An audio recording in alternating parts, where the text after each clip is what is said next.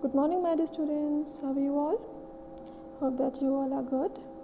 Okay, so today I'm going to start a new chapter of your book, chapter 4th, using a mail merge. Okay, but before starting the topic, I want to discuss something.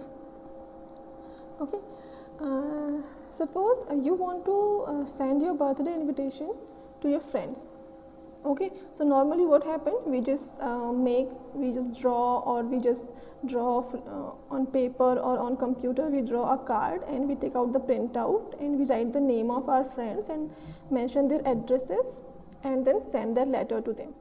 Okay, in the same way people invites us, right? Like marriage invitation card, they post or they give the invitation card by writing our names at the top.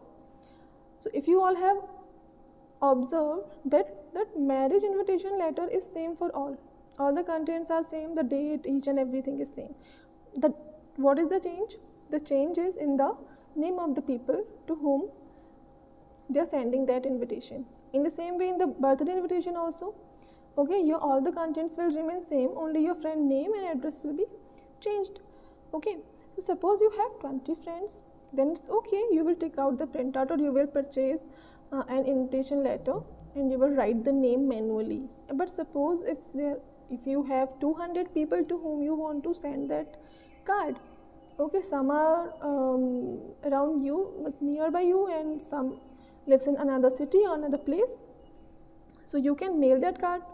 Okay, you can mail that card, but the question is about the mentioning names and addresses. Okay, so a normal way is कि we just write a letter and then we mention name and then we create a copy and again we mention names and then again we create a copy and again we mention names and addresses.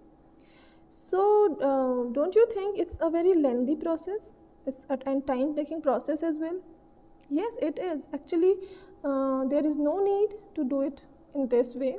We have a better option, mail merge, using which we can share share same letters or same contents with different people having different names and addresses. Okay, so basically this mail merge is used to send same content to different people.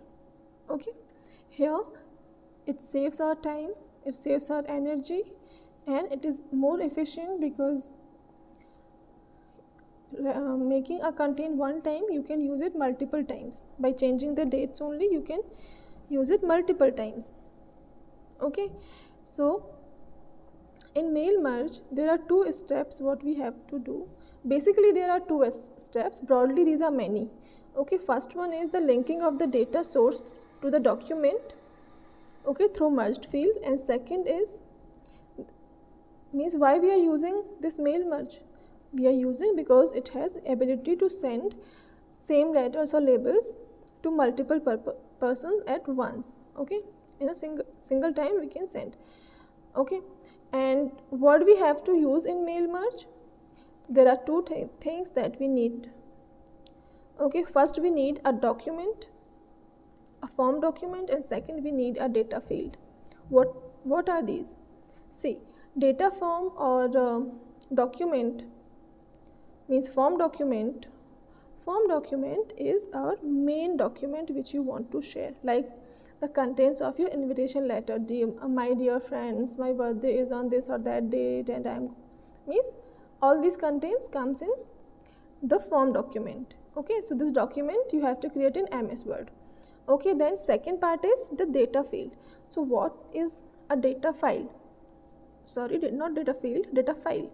So what is a data file? Data file is a list of recipients to whom you want to share that document. Okay, it will contain individuals information. Okay, for example, it may contain the name of the people and addresses of the people, contact numbers. Okay, so these two things you have to prepare, and then we can start the process of creating mail merge. Okay, it's very useful. You can understand it saves our time. Okay, and by creating one single document, we can send it to multiple people at once. Okay, so that was an introduction of mail merge. In the next class I will show you that how to create mail merge in MS Word. Okay, so that's all for today. Take care of yourselves. Bye bye.